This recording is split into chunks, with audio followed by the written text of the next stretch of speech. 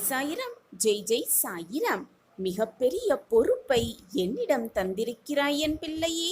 எல்லாம் சரிவர நடக்க ஒரு முறை இதை முழுவதுமாக நம்பிக்கையோடு கேட்டுவிடு. என்னுடைய உதவி சர்வ நிச்சயமாக உனக்கு கிடைக்கும். இன்று முதல் இந்த மங்களகரமான மாத பிறப்பு முதல் வியாழக்கிழமையோடு சேர்ந்து வரும் இந்த மாத பிறப்பு முதல் உனக்கு சுக்கிர திசையே நீ எதிர்பார்த்த ஒன்றை இன்றே உனக்கு நடத்தித்தரப் போகிறேன். என்னுடைய வியாழன் ஆசிர்வாதத்தை பெற்றுக்கொண்டு உன் வேலையை துவங்கு. சர்வ நிச்சயமாக அனைத்துமே வெற்றியில்தான் முடியும். தேடி வந்த அதிர்ஷ்டத்தை உதாசீனம் செய்து விடாதே என் பிள்ளையே. இன்று இரவுக்குள் உன் வாழ்க்கையில் ஒரு அதிசயம் நிச்சயமாக நிகழும். நல்ல மனம் படைத்த உனக்கு இப்படித்தான் என்னுடைய உதவி கிடைக்கும். இதை முழுவதுமாக கீழ் என்ன கிடைக்கப் போகிறது என்பதை தெரிந்து கொண்டால் உன் முகம் மலரும். என் அன்பு பிள்ளையே, இந்த உலகமே உனக்கு எதிராக நின்றாலும் கூட, உன்னை விமர்சனம் செய்தாலும் கூட, நீ எடுத்துக்கொண்ட காரியத்தை மனம் தளராமல் முடித்து காட்ட வேண்டும் என்ற வைராக்கியம் உன்னில் இருக்க வேண்டும். அப்படிப்பட்ட வைராக்கியம் மிக்கவராக நீ மாறுவாயாக இருந்தால் இந்த உலகில் உன்னால் முடியாதது என்று எதுவுமே இருக்காது. உன் வாழ்வில் வெற்றியையும் மகிழ்ச்சியையும் தவிர வேறு எதுவுமே இருக்காது. இதுதான் வாழ்க்கையின் நியதி. நம்பிக்கைதான் வாழ்க்கை. வாழ்வில் நாம் சவால்கள், பிரச்சனைகள் என எத்தனையோ எதிர்கொள்ள வேண்டி இருக்கலாம். சில சமயம் நாம் நம் வாழ்வின் மோசமான நேரம் என்று நினைப்பது கூட மோசமாக விடாமல் நல்ல காலமாக மாறும் இருக்கலாம். எல்லாவற்றையும் இழந்து நிற்கும் நிலைமையிலும் கூட, எது நம்மை விட்டு விலகி சென்றாலும் கூட, வாழ்க்கையே போய்விட போகக்கூடும் அந்த சூழ்நிலையிலும் கூட, வானமே இடிந்து உன் தலையில் விழும் சூழ்நிலையில் நீ இருந்தாலும் கூட, நம்பிக்கையோடு இருந்தால் கட்டாயம் ஏதேனும் பாதை உன் கண்களுக்கு பிரகாசமாகவே தெரியும். இரவு நீண்டு கொண்டே இருக்கிறதே என்று கவலைப்படுவதை விட, இந்த இரவு நீண்டதால்தான் விடியல் தோன்றும் என்ற நம்பிக்கை உன் மனதில் இருக்க வேண்டும். இரவு நீண்டாலும் விடியல் தோன்றதானே செய்யும். நம்பிக்கைதான் வாழ்க்கை. இதை விளக்கும் விதமாக ஒரு சிறிய கதையை பார்க்கலாம். ஒரு ஊர்ல ஒரு நல்லவன் வாழ்ந்து வந்தான். எப்பொழுதுமே தன்னால் இயன்றவரை மற்றவர்களுக்கு உதவுவதுதான் அவனின் தனி தன்மையாகவே இருந்து வந்தது. ஒரு நாள் அவன் வெளியூருக்கு சென்றபோது அவன் ஒருவன் மட்டும் சென்ற சிறு படகு கவிழ்ந்து விட்டது. கடல் நீரினால் அடித்து செல்லப்பட்ட அவன் யாருமே இல்லாத தீவு ஒன்றில் கரை ஒதுங்கினான். திகைத்து போனாலும் தன்னை காப்பாற்ற யாரேனும் வருவார்கள் என்ற நம்பிக்கையோடு காத்திருந்தான். அந்த பக்கமாக செல்லும் பெரிய கப்பல்களுக்கு சமிஞை செய்ய தன்னிடம் இருந்த கைக்குட்டையை கொடியாக கட்டி வைத்தான் அந்த நல்லவன். ஆனால் 2 மாதங்கள் சென்ற பின்பும் அவனை காப்பாற்ற ஒருவருமே வரவில்லை. அவனின் நம்பிக்கை குறைந்தாலும் அந்த தீவில் வாழ தன்னால் இயன்ற அளவில் முயன்று கொண்டே இருந்தான். அவன் முயற்சியை விட்டுவிடவே இல்லை. நம்பிக்கையோடும் இருந்து கொண்டுதான் இருந்தான். அங்கே இருக்கும் விலங்குகளிடமிருந்து தன்னை காப்பாற்றிக் கொள்ள சிறு குடிசை ஒன்றை கட்டிக்கொண்டான். அங்கே கிடைத்த சிறு சிறு உணவுப் பொருட்களை தேடி தேடி கண்டுபிடித்து எடுத்து உண்டு பசியை ஆற்றிக்கொண்டான். அதே நம்பிக்கையோடு. ஒரு நாள் அதே போல் அவன் உணவு தேடிவிட்டு திரும்பிய போது அவன் மிகவும் கஷ்டப்பட்டு கட்டியிருந்த அந்த குடிசை மொத்தமுமாக எரிந்து சாம்பலாகி இருப்பதை பார்த்து ரொம்பவே திகைத்து வருத்தப்பட்டு போனான் அந்த நல்லவன். குடிசை இருந்த இடத்தில் புகை மட்டுமே வந்து கொண்டிருந்தது. அவ்வளவுதான் அவனுக்கு கோபம் தலைக்கேறியது. விரக்தி மேலோங்கியது. நம்பிக்கையை முழுவதுமாக இழந்தான். கோபத்தோடு கத்த ஆரம்பித்தான். நல்லது செய்த அவனுக்கு எல்லாமே தீங்காக நடப்பதாக அழுது புலம்பினான். நான் இதுநாள் வரை மற்றவர்களுக்கு நல்லது மட்டுமே செய்து கொண்டிருக்கிறேன். மற்றவர்கள் நன்றாக வாழ வேண்டும் என்பதை மட்டுமே நான் சிந்தனையாக வைத்துக் கொண்டிருக்கிறேன்.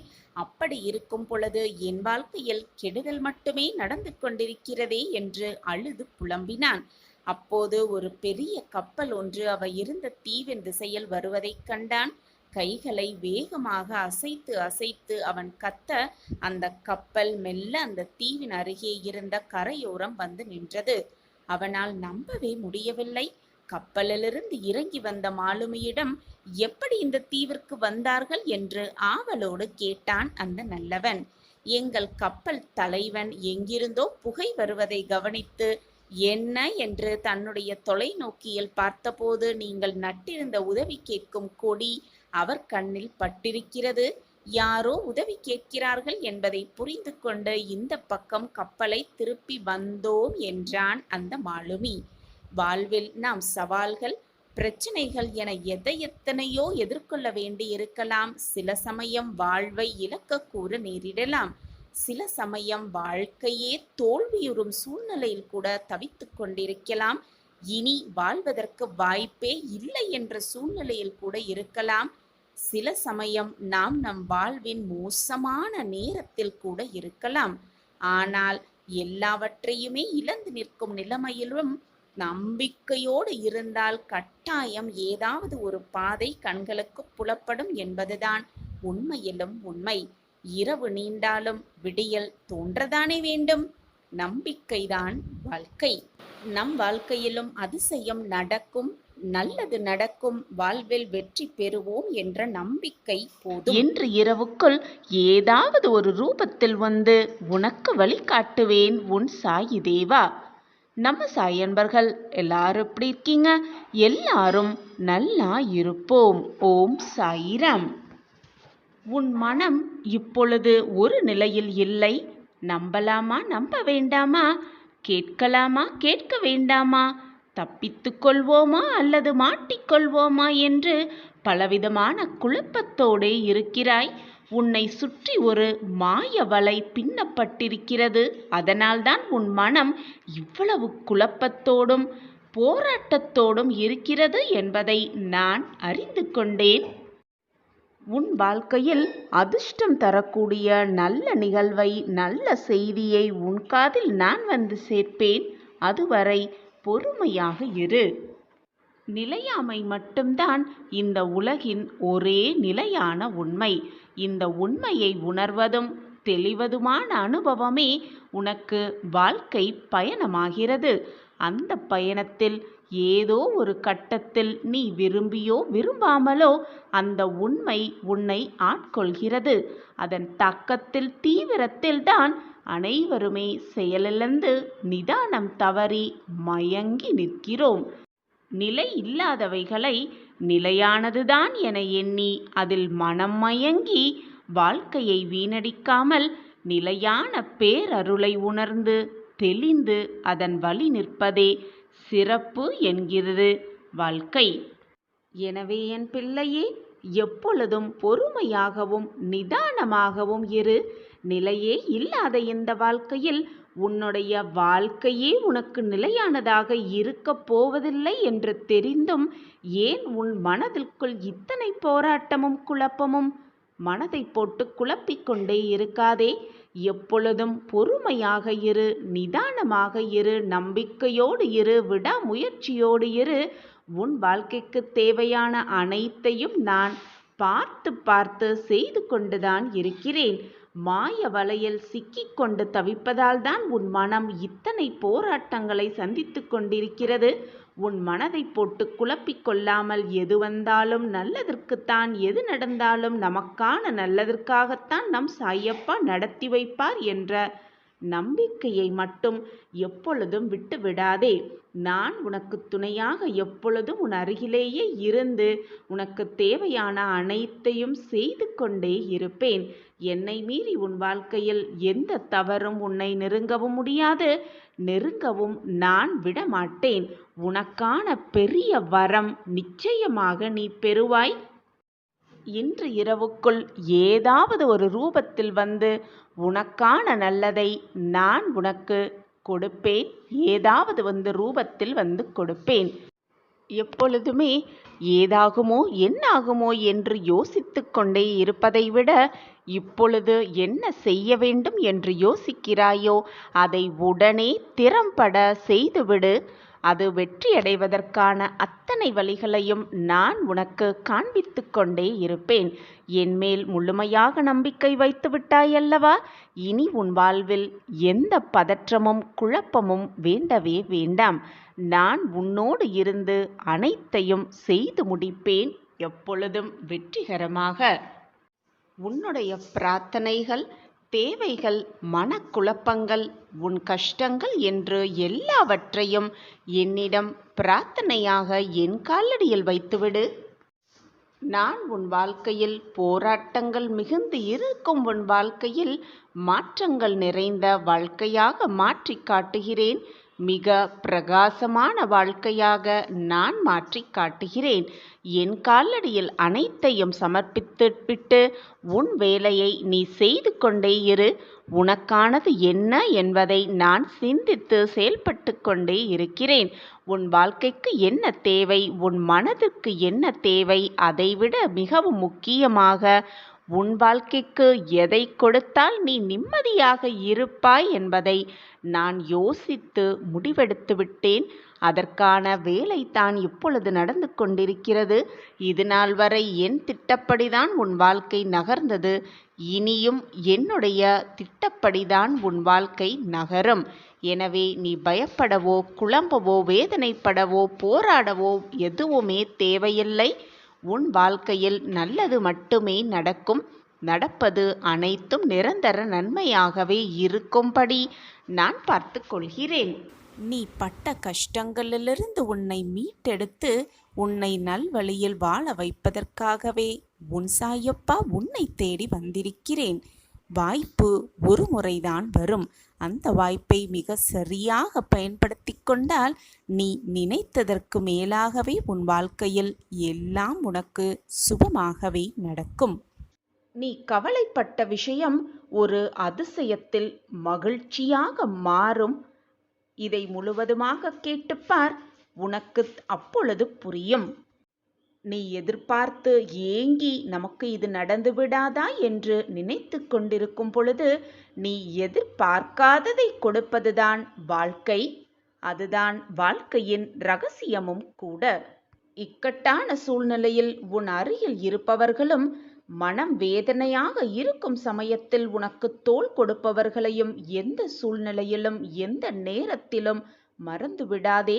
அவர்களுக்கு தக்க மரியாதையை செய்து கொண்டே இரு. உன்னை யாராவது இழிவாக பேசினாலோ உன்னை கீழ்த்தனமாக பார்த்தாலோ முதலில் நீ நம்ப வேண்டியது யாரை தெரியுமா? உன்னை நம்பு, உன் மனதை நம்பு, உன்னை மட்டுமே நம்பிக்கொண்டிரு. எதற்குமே மனம் தளர்ந்து விடாதே. குற்றம் காண்பதையே தொழிலாக வைத்திருப்பவர்கள் சொல்வதை கேட்டு, அவர்களுடைய சொற்களை கேட்டு மனம் வருந்தினால் நீ வாழ்க்கையில் எந்த ஒரு அடியையும் எடுத்து வைக்கவே முடியாது. ஏனென்றால் அவர்கள் உன் மனம் காயப்பட வேண்டும் என்பதை மட்டுமே குறிக்கோளாக வைத்து நகர்ந்து கொண்டிருக்கிறார்கள். ஆனால் நீ அவர்களுடைய பேச்சை கேட்டு மனம் ததும்பி வெதும்பி என்ன செய்வது ஏது செய்வது என்று நீ அப்படியே உட்கார்ந்திருந்தால் உன்னால் வாழ்க்கையில் எந்த அடியையும் எடுத்து கூட வைக்கவே முடியாது. அனைத்தையும் நான் பார்த்து கொண்டிருக்கிறேன். கவலையை விடு, நல்லதை மட்டுமே நினை. நல்லது மட்டுமே உன் வாழ்வில் நடக்கும். எப்பொழுதும் நான் இதை உனக்கு உணர்த்தி கொண்டே இருக்கிறேன். எப்பொழுதும் நல்ல எண்ணங்களோடு இரு, நல்ல சிந்தனைகளோடு இரு. நீ கவலைப்பட்ட விஷயம் அனைத்தையும் உனக்கு சாதகமாக மகிழ்ச்சியாக மாற்றவே நான் போராடி கொண்டிருக்கிறேன் என்பதை எப்பொழுதும் மறந்து விடாதே. நீ அன்பாக இருந்தாலும் சரி, கோபமாக இருந்தாலும் சரி, அதை புரிந்து கொள்பவர்களிடம் மட்டுமே அந்த அன்பையும் கோபத்தையும் காட்டு. அப்பொழுதுதான் அவர்களால் அதை புரிந்து கொள்ள முடியும். அப்படி இல்லாமல் உன் அன்பையும் கோபத்தையும் உன் பாசத்தையும் வெறுப்பையும் உன்னை யாரென்றே புரிந்து கொள்ளாதவர்களிடம் நீ காட்டினால் உன்மேல் அவர்கள் வெறுப்பு தான் அதிகமாகுமே தவிர உன் மீது எதுவுமே வரவே வராது. அது மட்டுமல்லாமல் எந்த மாற்றமும் நிகழவும் நிகழாது. உன்னுடைய அன்பையும் கோபத்தையும் நீ தவறான இடத்தில் காட்டினால் நீதான் மீண்டும் விமர்சிக்கப்படுவாய் என்பதை எப்பொழுதும் நினைவில் வைத்துக்கொள். நீ தெரிந்தோ தெரியாமலோ செய்யும் கெட்ட காரியங்களின் பலன்கள் உனக்கு உடல் நோயாகவோ அல்லது மன நிம்மதி இல்லாமலோ அல்லது துன்பமாகவே உன் வாழ்க்கையில் உருவெடுத்து உன்னை வாட்டி வதைக்கும். நீ தெரியாமல் செய்த தவறாக இருந்தாலும் சரி, தெரிந்தே செய்த தவறாக இருந்தாலும் சரி, உன்னை வாட்டி வதைக்கத்தான் செய்யும். உன்னுடைய தண்டனை காலம் முடியும் வரை அனைத்தையும் சகித்து கொண்டுதான் வாழ வேண்டும். தண்டனை காலம் என்று நான் என்ன சொல்கிறேன் என்று உனக்கு புரிகிறதா? உன்னுடைய கர்ம வினைகள்தான் நான் தண்டனை காலம் என்று உணர்த்தி கொண்டிருக்கிறேன். உன் தண்டனையை நீ அனுபவித்துதான் ஆக வேண்டும். உனக்காக வேறு யாரும் உன் தண்டனையை அனுபவிக்கவே முடியாது. ஏனென்றால் நீ செய்ததுதானே நீ அனுபவித்துதானே ஆக வேண்டும். அதுவரை சகித்து கொண்டிரு. அனைத்தையும் சகித்து கொண்டிருந்தால்தான் வாழ்க்கையில் சுவாரஸ்யம் அடங்கியிருக்கும். அப்பொழுதுதான் உன் வாழ்க்கையில் நீ வெற்றியும் அடைவாய். அனைத்தையும் சகித்து கொள்வதற்கும் அனைத்தையும் பொறுத்து கொண்டு போவதற்கும் அதற்கான சக்தியை நீ இறைவனிடம் கேட்டு கேட்டு பெற்றுக்கொள். உன்னை நிச்சயமாக இறைவன் கரை சேர்ப்பார். அது அவருடைய வேலை. நீ அதற்காக எதை நினைத்தும் கலங்கிக் கொண்டே இருக்காதே. நீ கவலைப்பட்ட விஷயம் மகிழ்ச்சியாக மாறும். இதை முழுவதுமாக கேட்டுக்கொண்டிருக்கிறாயல்லவா?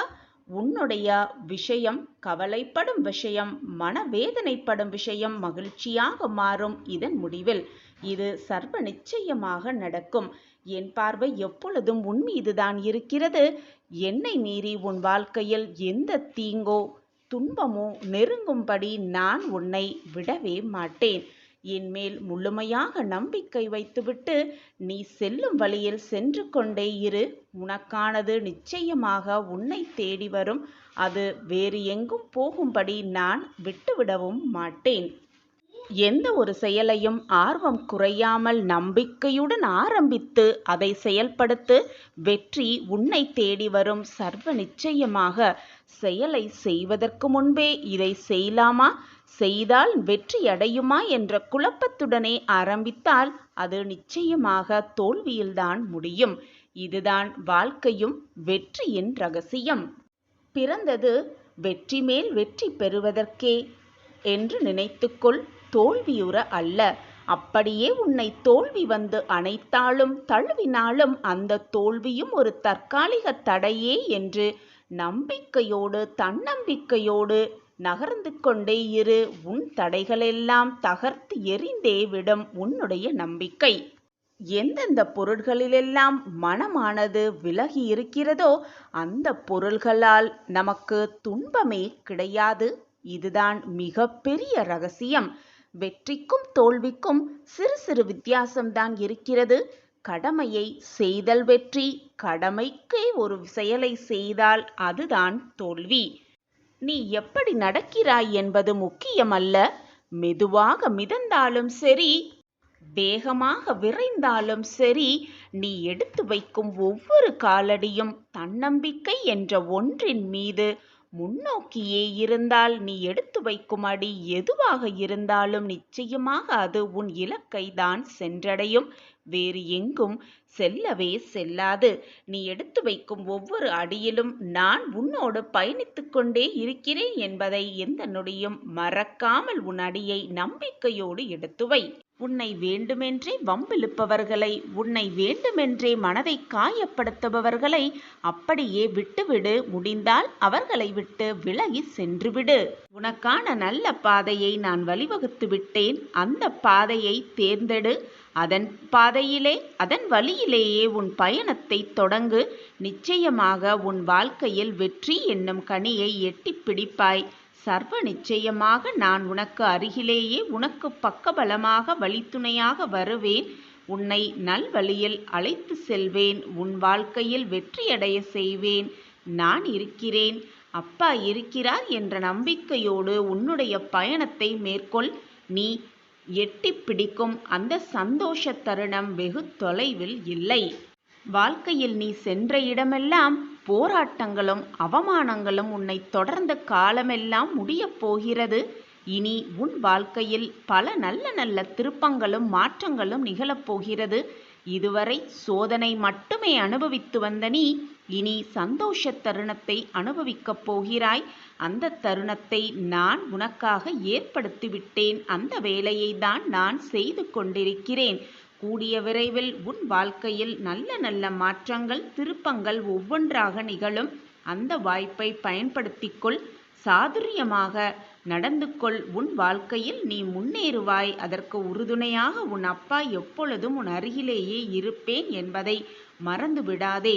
மனதை போட்டு வீணாக தேவையில்லாத விஷயத்தில் குழப்பி உன்னுடைய பொன்னான நேரத்தை வீணடிக்காதே. மகிழ்ச்சியான செய்தி வந்திருக்கிறது. நம்பிக்கையோடு முழுவதுமாக கேட்டாயல்லவா? இனி உன் வாழ்க்கையில் நல்ல மாற்றங்கள் நிகழும். சர்வ நிச்சயமாக நிகழும். இது உன் சாயப்பாவின் சத்திய வாக்கேதான். என்னை நம்பியவர்கள் என்றாவது வீண் போனதுண்டா? நிச்சயமாக மாட்டார்கள். நான் இருக்கிறேன். ஓம் சாயிராம். ஓம் சாயிராம்.